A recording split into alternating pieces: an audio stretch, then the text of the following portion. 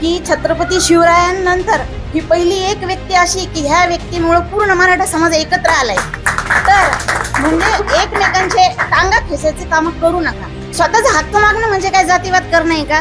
जातीवादाचा काही प्रश्नच नाहीये त्याच्यामध्ये. मनोज दादा तर सगळ्यांना घेऊन चालतायत. आज पुण्यामध्ये ते एवढे एमपीसीच्या विद्यार्थ्यांसाठी लढतायत, तिथं तर सगळे समाजाचे विद्यार्थी आहेत. याच्यात कुठे जातीवाद आला? आणि जे म्हणतायत की आम्ही पण संघर्ष योद्धा आहे, आज त्यांना फक्त मनोज दादा सोबत फिरता येत नाही म्हणून ते स्वतःच्या स्वार्थासाठी ते मनोज दादाचं नाव खराब करतायत. तर म्हणून एक जिजाऊची लेख म्हणून मी घराच्या बाहेर पडले आणि हे सगळं केलं. मी आजपर्यंत माझ्या तोंडातून एक शब्दही बाहेर काढला नाही. मग ह्या लोकांनी स्वतःचं बोलून कशाला दाखवायचं की आम्हालाही दादाच्या बाजूला स्टेजवर जागा मिळाली पाहिजे.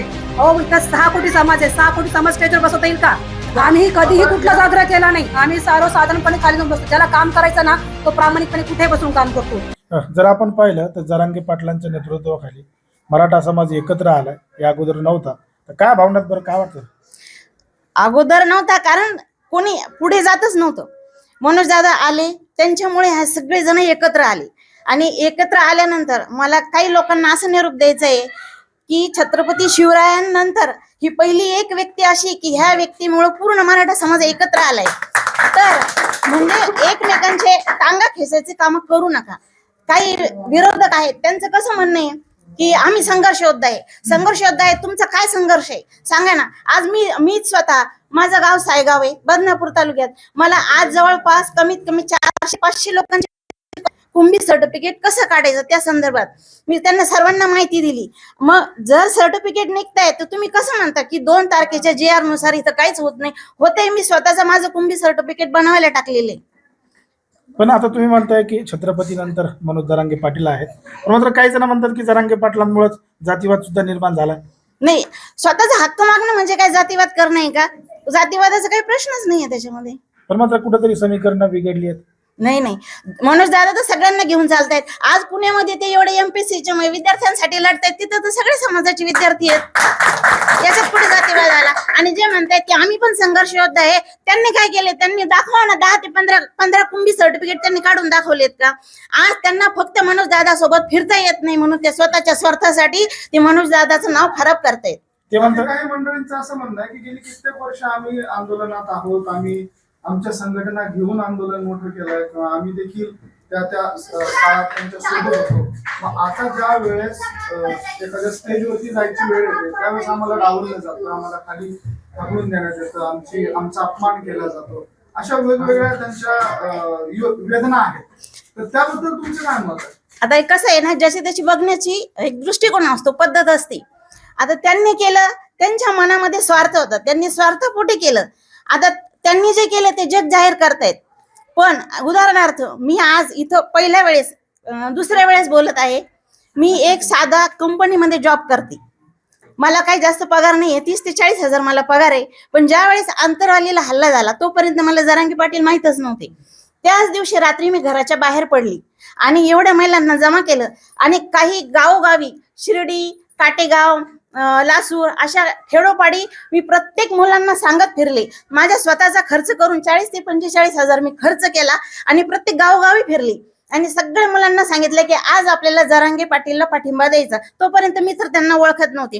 पण ज्या महिला हरिपाठ म्हणत होत्या त्यांचा काहीही दोष नव्हता.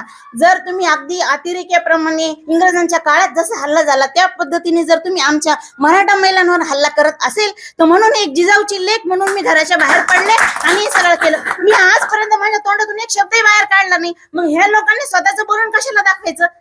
तरी पण मी जरांगे पाटीलसाठी घराच्या बाहेर पडून जर केलंय ना, मी आज इथे 100 मराठा सेवक तयार करून दाखवले. त्यांनी सांगावं किती मराठा सेवक तयार करून दाखवले. त्यांचं म्हणणं आहे आम्हाला केंद्राची जागा मिळत नाही, आम्हाला अपमानाची वागणूक मिळते, आम्हाला केलं जातं. आम्ही पण जातो, आम्ही हॉस्पिटलमध्ये आमच्याकडे बघत नाही, कारण त्यांना सर्व समाजाला घेऊन चालायचं असतं, प्रत्येकाकडे बघायचं असतं आणि प्रत्येकाची विचार करण्याची पद्धत ही वेगळी असते. त्यांचं म्हणणं आहे की ज्यावेळेस ते कुठल्या तरी संघटनेमध्ये होते किंवा एकत्र होतो आम्ही सगळेजण, त्यावेळेस आमची गरज होती, आता आमची गरज संपली आहे का, असे प्रश्न विचारतात. दादांना सगळा समाज घेऊन चालायचा आहे. आता एकाच व्यक्तीला जर ते धरून बसले तर कसं जमेल?